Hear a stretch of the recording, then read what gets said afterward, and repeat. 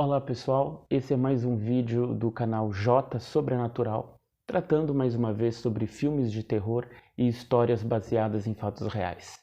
O episódio de hoje vai se tratar do filme Invocação do Mal 2 e o caso que ele aborda, o caso de Enfield em 1977, logo após a vinheta.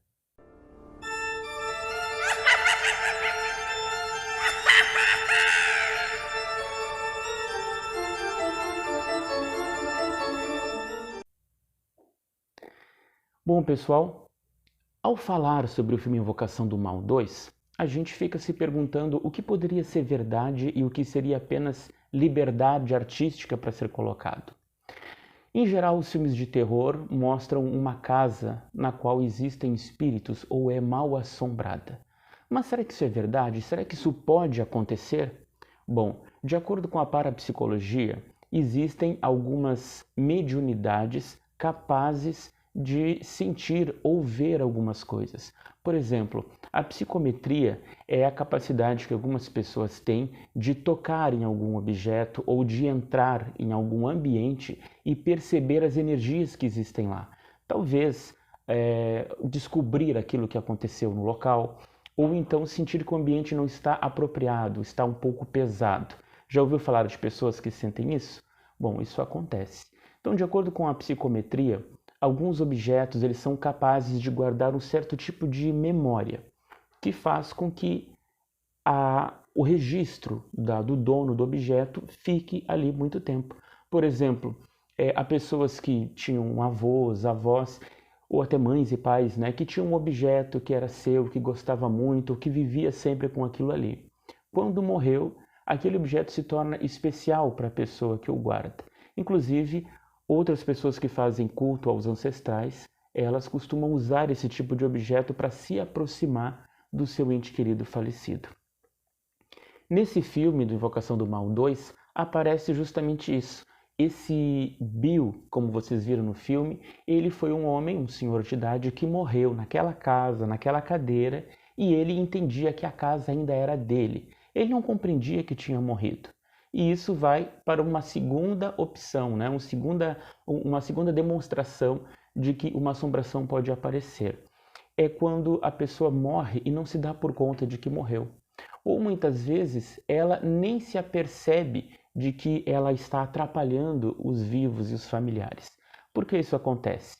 Bom, algumas pessoas, ou podemos dizer a maioria delas, vivem como se elas nunca fossem morrer. Elas trabalham, elas casam, elas fazem seus empreendimentos, se divertem, mas nunca pensam no dia da morte, que um dia terão que deixar esse plano e, independente daquilo que ela crê, se existe vida após a morte ou não, elas não pertencerão mais a este plano.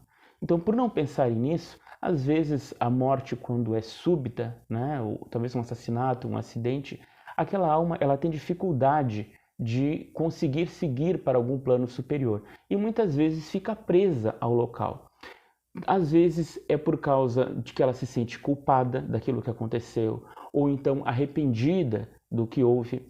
Às vezes o luto indefinido que a família tem pelo ente querido falecido faz com que o espírito ou a alma dele não consiga se libertar, mas que continue preocupado com aquela família, ficando próximo dela.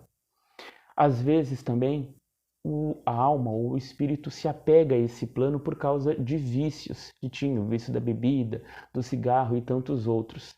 Outras vezes é por causa de um desejo de vingança daquilo que aconteceu com ela ou de tentar denunciar o crime que aconteceu.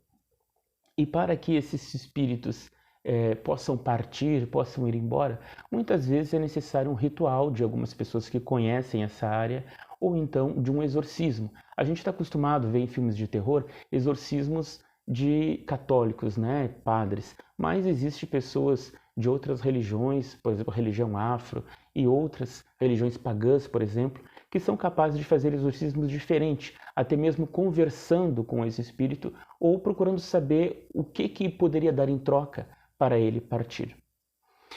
A manifestação desses espíritos não é a mesma quando eles estavam encarnados, né? Quando, por exemplo, quando você quer falar com alguém, você simplesmente liga para essa pessoa ou visita essa pessoa. Nesse caso, o espírito não tem mais o corpo físico, não tem mais órgãos. Então, o que ele faz para se comunicar? normalmente vai usar de sonhos, talvez visões, né? E até mesmo algumas manifestações físicas, como no caso do filme, né? O chamado poltergeist. O que vem a ser o poltergeist? É uma palavra em alemão que significa espírito brincalhão. Ele começa a mexer nas coisas para fazer com que as pessoas prestem atenção ao que ele quer dizer. Nesse filme a gente viu várias coisas acontecendo, mas o que de fato é real? O que é verdade nesse filme? Bom, em 1977, a Peggy Hudson foi atormentada por esses espíritos, né? Durou cerca de 18 meses todo esse tormento que eles viveram. E mais de 30 pessoas foram testemunhas daquilo que aconteceu. Dentre elas, até mesmo policiais. E uma das pessoas que é mencionada no filme é o Maurice Grosse, que era um investigador de uma sociedade psíquica da época, e ele procurava, foi ele que na verdade que gravou vários episódios, né? E até mesmo a entrevista com a Janet. Bom, eu vou deixar aqui no link abaixo não só o livro da Dark Side, né, que conta detalhes sobre o episódio de Enfield, mas também a entrevista que teve na década de 80, mais ou menos, sobre o caso. Bom, aquilo que apareceu no filme, né, da cadeira se levantar, da cadeira fazer aquele movimento brusco quando a polícia veio, realmente aconteceu, né? E outras coisas, né? Por exemplo, a própria Peggy, a mãe delas, né, dizia que a penteadeira havia se movido violentamente. Não foi uma nem duas vezes, foram 3 vezes, entende?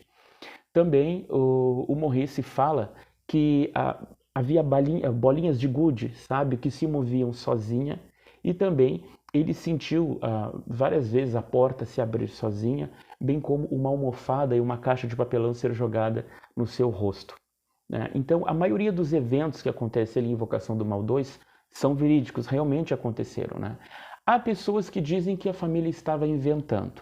Bom, de fato, aconteceu de como ter câmeras, né, ser flagrada a Janet forçando algumas coisas, né, tipo assim, entortando garfos e etc. Mas muitos outros eventos não foram comprovados que foi ela que fez, como a voz e etc. Bom, o filme dá uma explicação para isso, né? Mas a gente entende também o seguinte, né? Eram crianças, eram adolescentes também naquele tempo e vivendo tanto tempo com aqueles efeitos, algumas coisas elas talvez quisessem inventar, mas elas hoje, já adultas, dizem que a maioria dos casos que aconteceram ali, dos eventos, eram de fato verídicos. Como, por exemplo, teve aquela foto, né? Como vocês podem ver aqui, a foto da levitação dela, né? Alguns dizem que foi um pulo, mas ela jura que realmente não foi, e só quem teve lá sentiu e pôde comprovar que aquilo ali era verdade. Bom, e o demônio, né? O que é aquela freira que apareceu? Bom, o James Wan, que é o diretor do Invocação do Mal, tanto do 1 quanto do 2, né, e mais alguns outros que tiveram, ele disse que ao conversar com a Lorraine, e um detalhe, gente, esse filme, esse episódio, na verdade, teve uma vez uma visitação do casal Ed e Lorraine. O restante dos dias todos foram acompanhados por outras pessoas, outros parapsicólogos e investigadores e médiums que não o casal Warren. O casal Warren teve uma vez só lá. Então, o James Wan, conversando com a Lorraine, ela disse a ele que ela sentiu uma presença, uma entidade escura, encapuzada, que começou a segui-la depois da visita àquela família em Enfield. Bom, ao ouvir isso, James Wan teve a ideia, né? Uma entidade encapuzada, ele pensou logo numa freira. E como o filme também tinha o objetivo de testar a fé das pessoas, a sua credulidade naquilo, se era verdade ou não, ele passou a utilizar a freira nesse caso. Mas tem uma coisa que realmente é verdade. O nome do demônio, vamos dizer assim, que estava atormentando a família, né? Ou o próprio morto, o próprio Bill, né? O nome Valak. Esse nome existe mesmo? Bom, vou contar para vocês que Invocação do Mal 2, assim como outros filmes que vieram por aí, a gente vai abordar aqui no canal, eles estão usando nomes, sim, de demônios, nomes que realmente existem. Mais tarde nós vamos conversar sobre esse assunto, sobre o que vem a ser os demônios, o que é isso que as pessoas chamam, né, de demonologia. Mas Valak sim é o nome de demônios. Bom, como é que surgiu esse nome? Mais ou menos no século XVII, né, nos anos 1600 e pouco, foi escrito um livro chamado A Chave Menor de Salomão, ou Lemegeton. Esse livro foi atribuído ao rei Salomão. Não há como provar isso, né? Mas se diz que Salomão tinha parte da sua sabedoria vinda pelo estudo dos demônios e que ele havia conseguido juntar 72 demônios, aprisionando eles num vaso de bronze, né? E a partir dali ele passou a controlá-los, não só tendo sabedoria, mas como também eles tendo ajudado a edificação do antigo templo de Salomão. Bom, isso não tem como comprovar. A única coisa que de fato existe é o livro A Chave Menor de Salomão, né, onde se pratica a goétia ou goécia. Hoje em dia é muito comum as pessoas brincarem com isso, talvez por curiosidade. Bom, o meu conselho é não brinquem, né? A gente sabe que há pessoas que mexem com isso, que são magos, que são bruxos. Ok, essas pessoas têm um entendimento para mexer. Tem outros famosos que já fizeram pactos e contratos com esses demônios a fim de conseguir aquilo que eles querem, mas são pessoas entendidas do assunto. Não algo que a gente deve brincar em casa ou tentar fazer esse contato por si próprio. Mas falando um pouquinho a respeito do Valak, eu tenho aqui e mostro para vocês esse livro aqui, ó. Lindão, né? Esse livro aqui é da Dark Side. O nome dele é Dicionário dos Demônios. Foi feita uma pesquisa intensa de todos os livros, não só da Bíblia, como também de livros escritos na Idade Média, onde até padres e outros fizeram pesquisas a respeito de demônios que se apresentavam em determinados casos. E aqui a gente pode falar um pouquinho sobre o Valak, esse que foi escrito no século XVI. Todos eles têm um selo, né, um selo para serem invocados, e o Valak se diz o seguinte, ele é o 62º demônio da Goécia. Diz assim, Valak é mencionado na Pseudomonarquia Daemonum, de Wierus. Isso foi um escritor da Idade Média. E no livro A Descoberta da Bruxaria, de Scott. Consta que assume a forma de um menino com asas de anjo, então não tem nada a ver com freira. O verdadeiro demônio Valak, na qual foi inspirado o filme Invocação do Mal 2, é isso aqui, ó, a maneira como ele se apresenta para o magista, né? Um menino com asas de anjo e ao se manifestar chega montado num dragão de 2 cabeças. O seu título é o de presidente, né? Existem demônios que são marquês, imperadores, reis, esse é considerado um presidente, e dizem que tem domínio sobre 30 legiões de espíritos infernais.